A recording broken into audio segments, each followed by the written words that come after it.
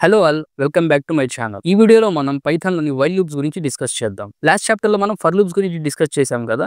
ఇప్పుడు while loop గురించి discuss చేద్దాం. ఈ వైల్ లూప్‌కి ఫర్ లూప్‌కి డిఫరెన్స్ ఏంటి అనేది కూడా చూద్దాం. సో లాస్ట్ చాప్టర్‌లో మనం ఫర్ లూప్ గురించి డిస్కస్ చేసాం కదా. ఇప్పుడు వైల్ లూప్ గురించి డిస్కస్ చేద్దాం. అయితే ఫర్ లూప్‌లో నంబర్స్‌ని ఇటరేట్ చేయడానికి మనం రేంజ్ ఫంక్షన్ అనేది యూజ్ చేసాం. కానీ ఇక్కడ వైల్ లూప్‌లో అలాంటి రేంజ్ ఫంక్షన్ ఏది యూజ్ చేయాల్సిన అవసరం లేదు. ఎందుకంటే వైల్ లూప్ వర్క్ అవ్వడానికి కూడా రేంజ్ ఫంక్షన్‌లో ఎలాంటి పారామీటర్స్ అయితే మనం యూజ్ చేసామో అలాంటి పారామీటర్స్ ఇక్కడ యూజ్ చేస్తాం. సో అసలు first of all while loop ఎలా వర్క్ అవుతుందో చూడండి. With while loop we can execute A set of statements as long as a condition is true. మనం ఏవైతే స్టేట్మెంట్స్ రాసామో వైల్ లూప్‌లో ఆ స్టేట్మెంట్స్ అనేవి యాజ్ లాంగ్ యాజ్ మనం ఇచ్చే కండిషన్ ట్రూ అయినప్పుడు మాత్రమే ఆ స్టేట్మెంట్స్ అనేవి ఎగ్జిక్యూట్ అవుతాయి. సో ఎన్నిసార్లు ఆ కండిషన్ అనేది ట్రూ అయితే అన్నిసార్లు ఆ స్టేట్మెంట్స్‌ని ఎగ్జిక్యూట్ చేయొచ్చు. సో ఇక్కడ ఒక చిన్న ఎగ్జాంపుల్ చూడండి. Print I as long as I is less than 6.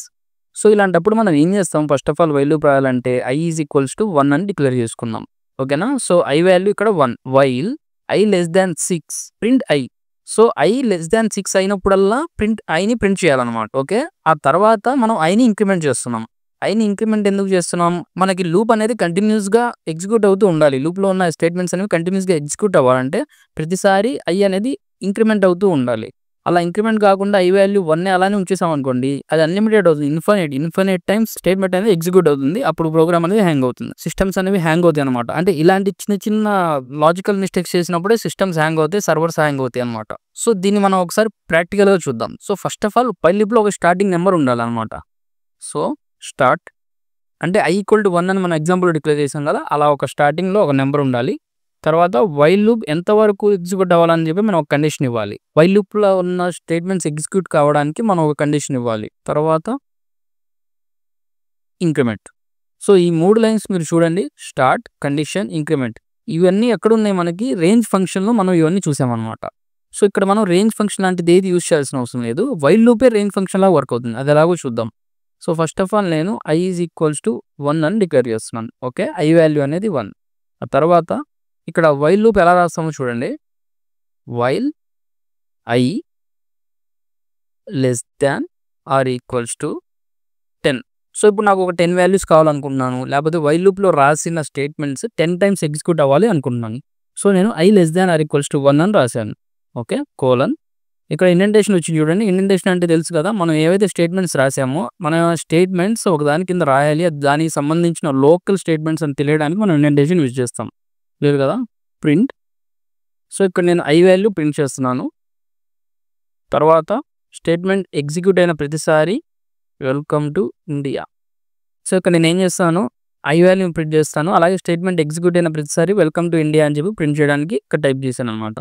Okay. తర్వాత ఐ వాల్యూని ఇంక్రిమెంట్ చేద్దాం. ఓకే. ఇప్పుడు అవుట్పుట్ ఎలా వస్తుందో చూడండి. సో ఫస్ట్ ఆఫ్ ఆల్ మనం ఐ డిక్లేర్ చేసుకున్నాం. I equal to 1. I less than or equals to 10 అంటే ఐ 10 కంటే తక్కువ అయినా అవ్వాలి, లేకపోతే 10కి ఈక్వల్ అవ్వాలి. అయినప్పుడు ఈ స్టేట్మెంట్ అనేది ఎగ్జిక్యూట్ అవ్వాలన్నమాట. ఇక్కడ ఏం రాసాం మనం ప్రింట్ ఫంక్షన్లో, ఐ వాల్యూ రాసాం. So first of all I value ఎంత 1. తర్వాత వెల్కమ్ టు ఇండియా అని చెప్పి ప్రింట్ అవ్వాలి. ఓకే. దాని తర్వాత I equals to I plus 1. So I value ఎంత 1 ప్లస్ 1 2 అనమాట. సో ఇక్కడ ఐ వాల్యూ అనేది 2 అవుతుంది. ఈ స్టేట్మెంట్ ఎగ్జిక్యూట్ అయిన తర్వాత 2 అయిన తర్వాత మళ్ళీ 2 ఇక్కడికి వెళ్తుంది. So 2 less than or equal to 10 true కదా. మళ్ళీ ఈ స్టేట్మెంట్ ప్రింట్ అవుతుంది అనమాట. తర్వాత మళ్ళీ ఐ వాల్యూ ఇంక్రీజ్ అవుతుంది. 3 less than equal to 10. So మళ్ళీ ఈ స్టేట్మెంట్ ఎగ్జిక్యూట్ అయ్యి మనకు వెల్కమ్ టు ఇండియా ప్రింట్ అవుతుంది. అలా I value less than or equal to 10 ఆ కండిషన్ ట్రూ అయ్యే వరకు మనకి వెల్కమ్ టు ఇండియా అనేది ప్రింట్ అవుతుంది. సో ఇక్కడ చూడండి. So first of all I value అనేది 1 ఉంది, వెల్కమ్ టు ఇండియా. తర్వాత 1 ఇంక్రిమెంట్ చేసాం మనం, 2 వెల్కమ్ టు ఇండియా. అలా ఎప్పటి వరకు ప్రింట్ అయింది, 10 వెల్కమ్ టు ఇండియా అనమాట. సో ఇక్కడ ఐ వాల్యూ 10 అయ్యే వరకు ఇంక్రిమెంట్ అయింది. So I less than or equals to 10. So ఇక్కడ 10 ఉందనుకోండి, 10 ఈక్వల్స్ టు 10 కదా. సో ఇది ప్రింట్ అయింది. ఆ తర్వాత I equals to I plus 1 అంటే 10 ప్లస్ 1 11 అవుతుంది.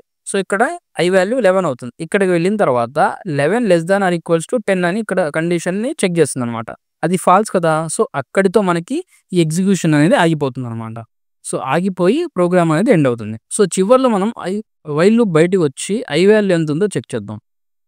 ఓకేనా. సో ఫస్ట్ ఆఫ్ ఆల్ మనం ఐ వాల్యూ 1 అని డిక్లేర్ చేసాం. తర్వాత ఐ వాల్యూని ఇంక్రిమెంట్ చేస్తూ ఉన్నాం ఈ వైల్ లూప్. సో ఈ లూప్ అనేది ఒక 10 టైమ్స్ ఎగ్జిక్యూట్ ఆగిపోయింది. సో ఇప్పుడు ఐ వాల్యూ ఎంత ఉందో చూడండి, 11. ఓకేనా. సో ఎప్పుడైతే ఐ వాల్యూ అనేది 11 అయిందో వైల్ లూప్లో ఆ కండిషన్ అనేది ఫాల్స్ అయింది.